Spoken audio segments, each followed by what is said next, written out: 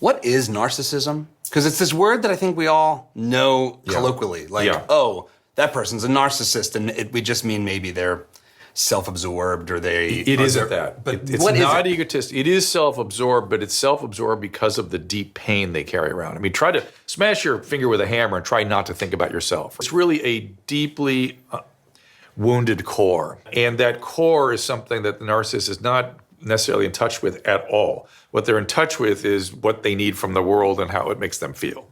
Other periods of history where there's been this much narcissism and childhood trauma, and I wanted to write about pre-revolutionary France and the probability of mob action and scapegoating and guillotines. Really? Here we are. That tragically feels way more relevant than it even did probably 10 years ago. Oh, people thought I was nuts. Like, how do you can't say that. I'm just looking at the patterns. It's inevitable. Hey everybody, I'm Ralph Calabrese. You're watching Dad Positive, and we're going to learn a little bit about narcissism today. Let me explain first how I define narcissism. Okay, let's get right into that. Narcissism, an extreme psychological mode of being in which everything is perceived as a means to fulfill one's own emotional pattern. Narcissism, an extreme psychological mode of being in which everything is perceived as a means to fulfill one's own emotional pattern. Okay, I came up with that on my own. What do I mean by emotional pattern? I would like to be nominated for a Nobel Prize, so somebody please do that before January 31st. I seem to have discovered what I call the theory of perceived authority, which explains the two emotional patterns of human behavior based on a masculine perceived authority figure or a feminine perceived authority figure. Look, I even made a chart. Okay, so the theory of perceived authority states that if one has a masculine perceived authority figure, that is, they're imprinted on by masculine energy, and that pretty much occupies their functioning in this pattern, what I call the triangle of opportunity. It's based in positive emotion, positive energy, kind of performance driven. Then if you have a feminine perceived authority figure, you will function in a negative emotion, negative energy realm, which I call the triangle of oppression, and you'll have a certain characteristic patterns of behavior that lays out along that side. And given that this video is about narcissism, let's use to give a better example of what do I mean by a perceived authority figure. Let's listen to two people who would qualify on this narcissistic spectrum and them talk about their childhood. Okay, let's start with Dan Pena, who's a very successful, interesting man. So let's listen to him. Your father beating you made you the man you are today. Correct. You believe that? I absolutely categorically know it. Your father was a very tough man and a very strong disciplinarian. Correct. A man of principle. Correct. He once caught you shoplifting, and he... Yes. Right. It brings back memories even now. It sent a shiver up my back. Yeah. It sends a shiver up everybody's back when they watch you say it. You were beaten severely Correct. Until you were unconscious. Correct. But you feel for sure that this was out of love, and it made you the man you 100%. are today. Well, a lot of people would just say that's just scarred you, and all you've become is an angry man. I didn't say I wasn't angry. But there's no contradiction between saying you're a scarred, angry man and you're also your father caused it, but it was all good. It was good. Okay, right. Good for me. Okay, fine. If my kid brother was here, he would tell you, and he did at my 70th birthday, amongst a bunch of other things, if Dad had beat me more like he beat my big brother Danny, I would have been more successful. Been more successful, okay. Okay, so you got Dan there who, based on my definition, an extreme psychological mode of being in which everything is perceived as a means to fulfill one's own emotional pattern. His self-admitted, I don't like the word trauma. So his self-admitted challenging experiences from childhood left an imprint on him, obviously based in, here's my chart, obviously based in positive energy, meaning, and positive and negative doesn't mean good or bad, sissies. It means, is it positive? Does it produce? Is it a call to action? And if you know anything about Dan Pena and his extreme life and his ability to generate wealth, and he's just a go, go, go. That would be an extreme psychological mode of being because of the childhood he had, the imprinting that his dad had on him, and he says it. Even his brother thought if dad would have imprinted a little more on me, that I would have had more, triangle of opportunity in me where I, accomplished more. I don't want to, this is about narcissism, so I'm not going to break down the chart a lot because I've got more to move on to. So from that aspect, let's move to a feminine perceived authority figure and see, this is what I'm demonstrating that's new, that I don't think anyone's heard yet. Let's listen to Helen Andrews real quick. We only discover new things and get rid of old bad theories thanks to those unique, eccentric individuals who are willing to be the first one to put their hand up and say, I disagree. I believe something that nobody else does, and I think I can defend it, and I have the backbone to stand up and try. I'm your huckleberry. Okay, so this is what is the new different thing that nobody has discovered and knows about. I'm going to introduce the fact that the triangle of oppression and the triangle of opportunity dictate, I think, 90% of human behavior. Then it has to be able to be mapped over narcissism. So if I'm going to present my theory of perceived authority, I have to be able to apply it in as many aspects of human behavior and life as I can. And so how does the theory of perceived authority explain narcissism? What we're going to do is look at narcissism through a feminine lens, which no one's ever actually done that yet. So let's listen to a story from, this is sad, but you need to see the extremes. Dan Pena is pretty much the extreme of the masculine imprinting. Now we're going to listen to the extreme of the feminine imprinting with Sinead O'Connor talking about her childhood. You do an experiment with me? Is it gonna make me cry? I don't know. Okay. Okay. I'm looking for the exes. You don't need to run. The first thing I want you to do with your eyes closed is I want you to picture your mother's face.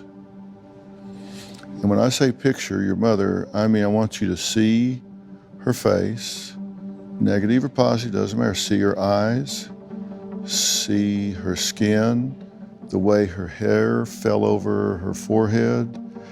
I want you to experience the scent that identified your mother, the sound of her footfall when you hear her walking, the tilt of her head, everything that defined your mother. Now, I want you to answer this question: what I resent about my mother. She kicked the out of me. Go on. She won't change her clothes. She won't wash. Same for us. 5 years living in the same clothes, no washing. She won't heat the house. She won't get lights. She won't get out of bed. She won't stop taking drugs. She never tells me I'm pretty. She never tells me I'm sweet. She makes my little brother scream. She smells sick. There was a smell about her that was sickness, smell of evil, you know. How did she hurt you? How did she hurt you inside? Kicking me, kicking me, and kicking me, and kicking me, and kicking me. And telling me I'm evil, and telling me I shouldn't have been born, and I'm the reason my father left. It's my fault. All right, change of question. What I wanted from my mother, I did not get. Cuddles, love, kisses, sweet names, snuggles, sleep in the bed with her, sweet presents. Tell me what I miss about my mother. I hate not being able to love her. I hate not being able to have taken care of her, maybe given her some love back, help her. Nobody helped her. I miss that I cannot put my arms around her and tell her I love her and that she's all right and actually, mother her. I wanted to mother her. I would have taken care of her even if she was an absolute monster. Without even thinking, what do you love about your mother? The first thing that came to my mind actually is that she's dead, which is a very strange thing to come to mind, but I love about my mother that she's dead. I think it was very kind of her. Although I miss her horribly, I really ache for her, and I think that's part of where my suicidal instinct comes from, is that I want my mother. But I cannot wait until the day that I naturally get to heaven so that I can see my mother again. Okay, do this for me. Close your eyes one more time. If you sat before your mother right now and you had 1 minute left in this world, what would you say to your mother? I'd throw myself on her like a monkey and I'd never let go. I'd tell her, I love you, I missed you so bad, I missed you so bad. My life has been terrible, terrible, terrible, terrible, terrible, terrible. I miss her so bad. I can't wait to see her again. I'd tell her I love her. Okay. Gosh, it's just awful. But it's the reason these are so different is because we have to look at human behavior not through the eyes of civilization, but through, I keep hearing a funny noise, and maybe it's coming from me. The reason this is, we have to look at human behavior not through the lens of civilization, but through nature. Okay. So we have to look at how do mammals function, and then that tells us the why of how these two patterns dictate completely different behavior. Because women, mothers and dads aren't interchangeable. You can't just plug and play and expect to get the same outcome because we're mammals. And because we're mammals, they have different functions for one another. One nurses, one doesn't. And so that whole aspect of the nursing mother is what changes the entire dynamic, and that's what makes it negative. You have Dan Pena, whose dad beat the living hell out of him, but that's actually, it's wacko, and I don't condone it, but it exists in nature. In nature, males compete and they fight, and it's not unnatural for a young boy even to be in that horrible situation. It's not unnatural. Listen to what I'm saying. It's not unnatural to process what happened. It's unhealthy because that also doesn't exist in nature, that you would just be exposed to that over and over again. It's unhealthy, but it's not unnatural. Now you go over to Sinead O'Connor's childhood. That is also unhealthy, but it's also unnatural. There's no dynamic where young offspring need to learn to compete and contend with the aggression of the nursing mother. That doesn't exist in nature. And so even if she was male, the imprinting would still jack that offspring up and make them in negative energy, because even a young male doesn't have the psychology to compete with the nursing mother. So the fact that we're mammals, and males and females have two completely different natural functionings, and we can't use civilization as the baseline, because a lot of you sissies out there right now are saying, but we've moved on beyond that. We've evolved. No, we haven't. We've changed our environment. Our environment's the only thing that's changed. All of our makeup is still the same. That's why as our environment changes more, we struggle more with how to function more naturally. Okay, so now we have two pretty extreme childhood examples which created narcissistic tendencies. Again, here we go. An extreme psychological mode of being in which everything is perceived as a means to fulfill one's own emotional pattern. Sinead's pattern was being the victim. Here we go. Triangle of opportunity, triangle of oppression. Sinead's was, I'm the victim, mommy's the perpetrator, but the extremely sad thing is she also sought her mom for comfort. That's this, and she was diagnosed with borderline. So that's this kind of self-fulfilling prophecy of, the I hate you, don't leave me, I'm going to be in this toxic situation where I'm going to encourage negative things to happen and then feed off of that negativity. And then you have Dan Pena on the right with the, triangle of opportunity. The critic is the thing that makes you think critical, and not the thing that judges you. That's the perpetrator. The critic is the thing that makes you think critical. So his dad beating his ass didn't make him break down and turn into a little sissy, because it was masculine energy upon masculine energy. So he thought critical. How do I don't want dad to beat my ass this time. I need to do this. I need to work harder. And so he challenged himself. And then every time he succeeded, somebody praised him and, he was victorious. And so the triangle of opportunity, which is the hero's journey. And then if you look to the other one, it's the martyr's plight. Listen to both of them talk. Dan Pena talks about how positive that terrible experience was because it made him want to push himself and achieve more. And then on Sinead's side, it's the martyr's plight. It's how terrible, how sad everything was. And she kind of spent her whole life getting this positive feedback from negative experience. And that's why it's the triangle of oppression. Okay, so now another aspect of something else new I'm presenting, because if I want to be nominated for a Nobel Prize, I got to be offering up Nobel Prize worthy knowledge.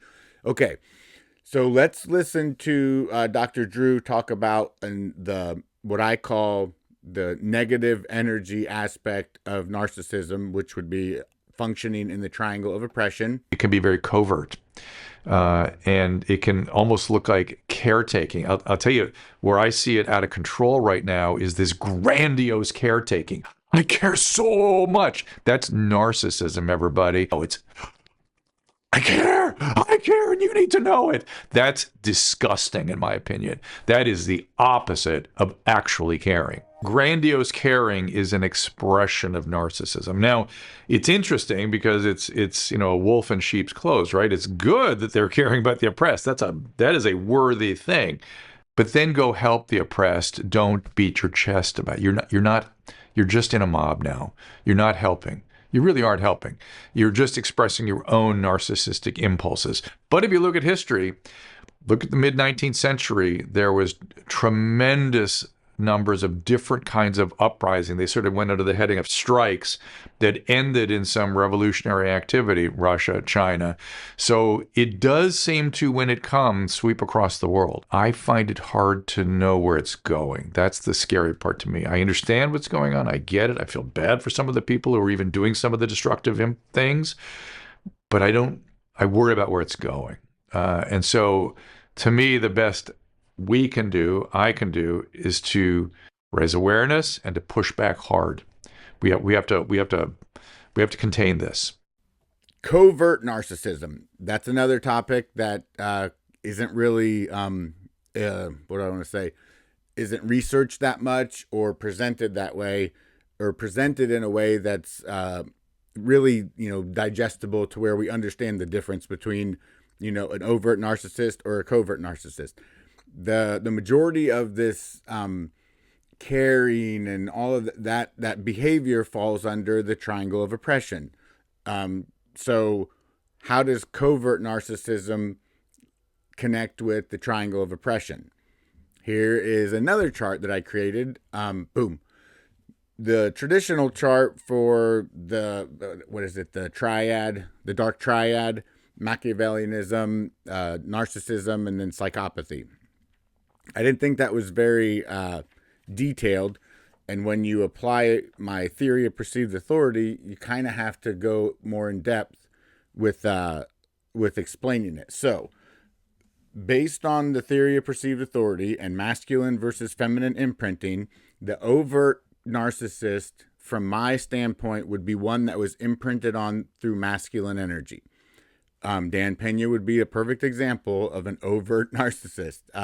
Extremely competent, but to the extreme. Okay. And we know that his childhood set the groundwork for somebody to grow up to be like that. Now, this is the overt narcissism we've discussed that. It's kind of been, it's been overplayed. And the thing about it is it's overshadowed the real danger, because the real danger is covert narcissism.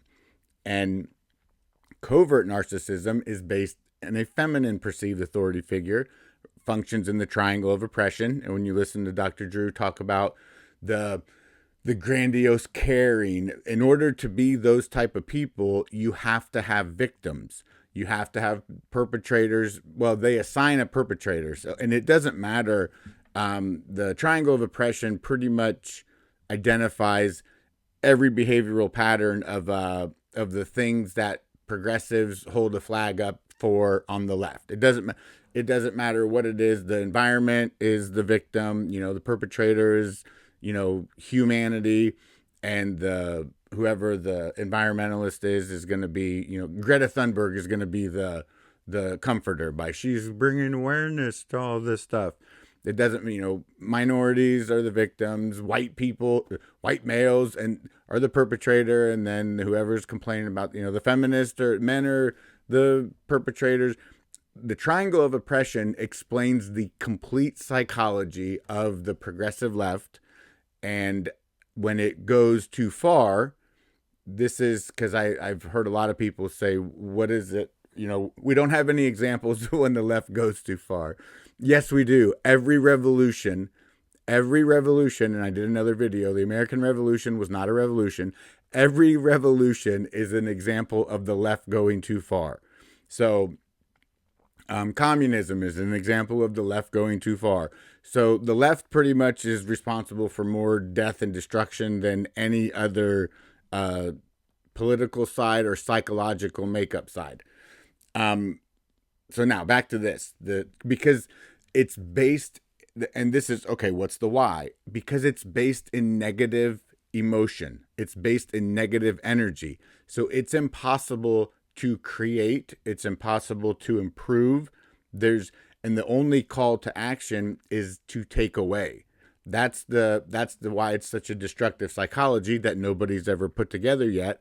The aspects of it are, that's why if we're looking at the chart here, you have on the covert side, it's parasitic and predatory. That's why it always lines up with things perceived to be below them.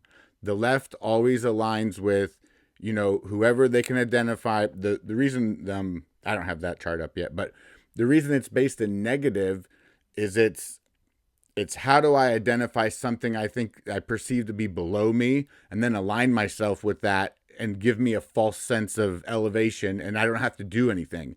So the reason the revolutions fail is because they're based in negative emotion to start with.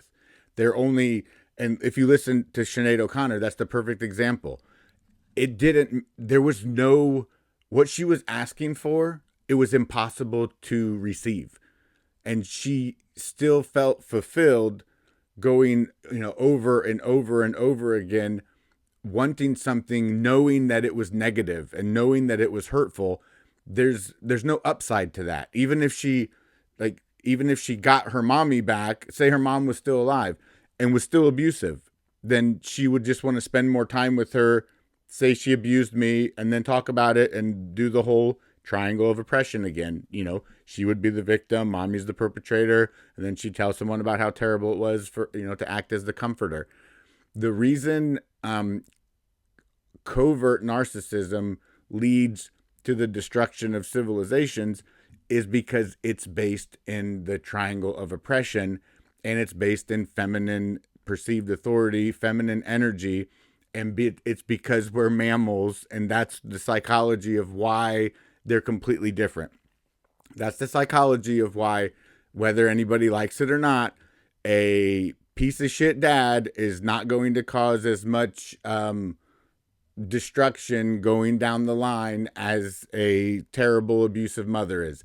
It's because our psychobiology is mammals, and nursing mothers are not designed to, one, attack their offspring, and two, offspring are not designed based on nature to defend themselves against the nursing mother and go on the attack. So they're left in this helpless zone where the only way to get any type of anything is either find something that suffers more than me, that's below me, so I get a false sense of elevation, or find someone to just act as my comforter and make me feel better in the shitstorm that I'm in. There's no way of pulling out of it. The only thing that she could have done was forget about her terrible mommy and move forward. What she should have, and this is, again, the psychology of how we're naturally made up. Say when she got married, she decided, I'm going to leave my mommy. This is something else that I've noticed in all of my, experience is You cannot be a mother and a daughter at the same time. You cannot be a mother and a daughter at the same time. So she needed to psychologically, and this is where the Christianity aspects of why Christianity has built such positive civilizations. It's because it's based in the triangle of opportunity, but we'll go into another video on that. But the reality is, if psychologically she would have said, yeah, my mom sucked, I'm done with her, I'm an adult now, and I'm my own mother, and I'm married, and my husband is now my perceived authority, and I want to turn to him for that, positive energy, and we're going to function as a team, and then our kids are going to be, my children. I'm going to view myself as an independent mother, not a daughter trying to be a mother. That right there is one of the number one ills of society, is you have mothers that see themselves as daughters first, and so they can't function as an independent adult mother. Before anybody starts whining and crying out there, I've been a stay-at-home dad for over 15 years to 2 daughters. So I've been in your shoes, and it's not as bad as you guys think, because I'm a grown adult and I'm not trying to share my emotions with anyone else other than my children. So yeah, that aspect of, if Sinead O'Connor could have said, okay, sorry, mommy, because it's not natural. It is not natural for offspring to stay emotionally dependent on the nursing mother. Okay. I think that was enough for that video. Comment, reach out to me. Let's have a talk. Anybody listening to this, this stuff is like, damn, that makes sense. It does make sense. Because the theory of perceived authority is the most important theory on human behavior ever discovered. It is.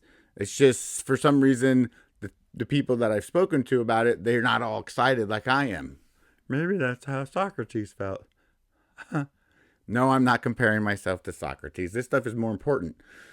So, tell me what you think.